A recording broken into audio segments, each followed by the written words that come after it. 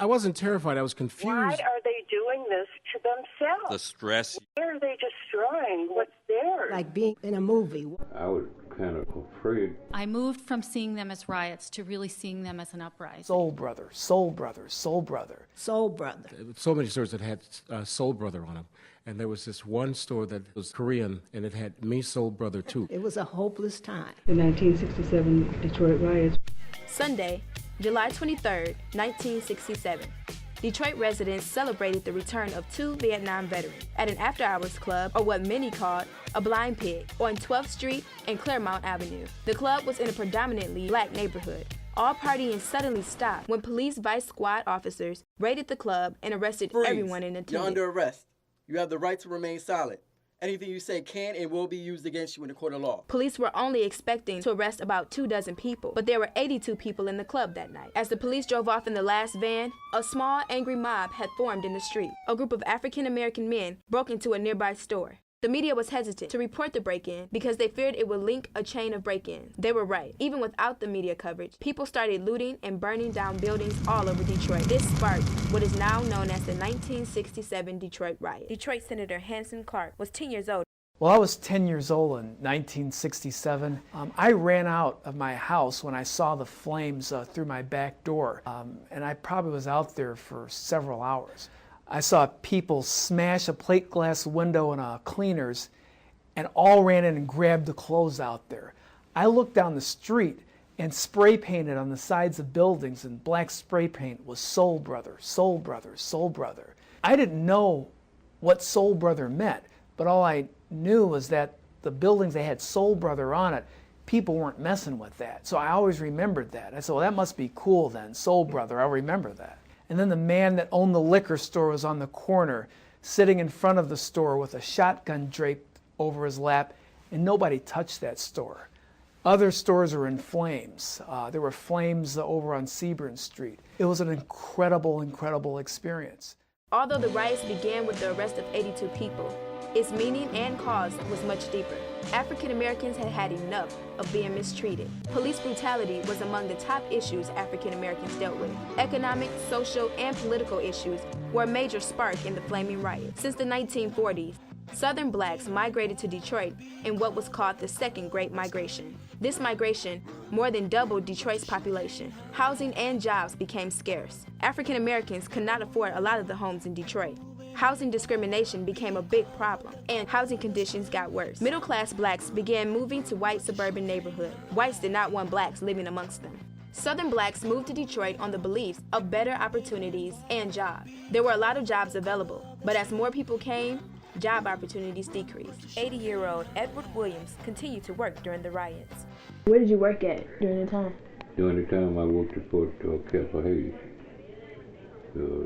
McGraw and Livernois at the Cafe. Was where your job was that pretty safe? With my job. Where your job was? Mm-hmm. Yeah, was it safe?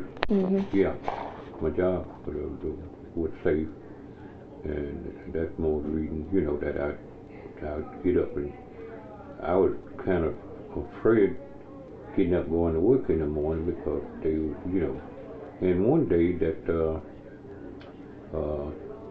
so happened that when I got off from work, I was coming up Livernois, and on Elmhurst and Livernois, there was a lot of shooting going. I had to turn around and go back and come around a different way, and so forth. So, but I did get home safe and so forth. So, that's about the only thing that I ran into during the whole season of the ride. And that, they were fine, and the police was fine back at some people was shooting out some apartments there on Livernois and Elmhurst. And so I had to turn around and go around and come back, go around a different route in order for me to get home. It was Monday, July 24th, 1967, and the riots were still occurring. There were 231 incidents being reported every hour. There were nearly 500 fires and almost 2,000 people arrested. President Lyndon Johnson wanted to send federal troops to Detroit, But a state of insurrection had to be declared by then Michigan Governor George Romney. There is no American right to loot stores or to burn buildings or to fire rifles from the rooftops. That is crime, and crime must be dealt with forcefully and swiftly and certainly under law. Governor Romney didn't want to declare a state of insurrection because he believed it would allow insurance companies to not reimburse policyholders for all the damages by the riot. I don't believe this is primarily a racial situation here in Detroit. The Negro leadership in the community has been just as anxious as the white leadership to stop what is obviously a very tragic development. The following day, July 25th, 8,000 National Guard, 4,700 troopers from the 82nd Airborne, and 360 Michigan State troopers entered Detroit.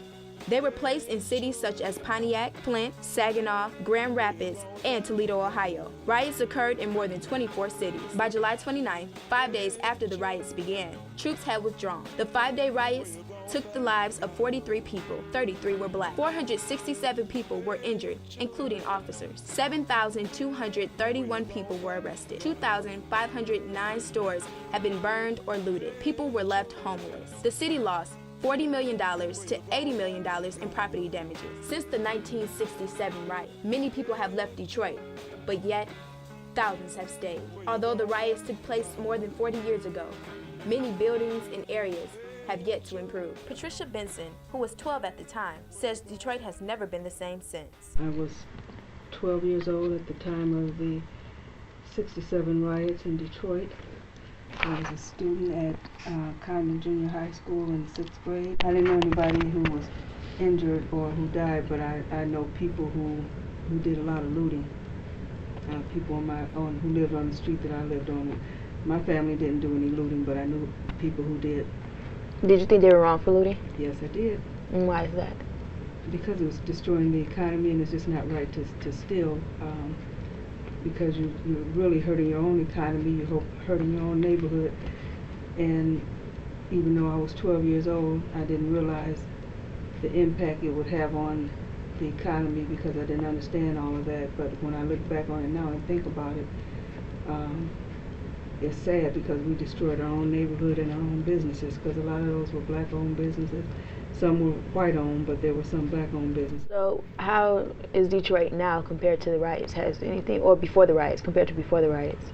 You can't do neighborhood shopping. You have to go to the suburbs for a lot of your shopping. But Detroit never came back to what it used to be as far as businesses and being able to shop in the city. Non-minorities who had businesses ended up leaving the city because they were scared to be there. So you lost a lot of your major businesses. They went north of 8 Mile Road, which is the street that divides Detroit from the suburbs. Today, the city once called a promised land is struggling to regain hope.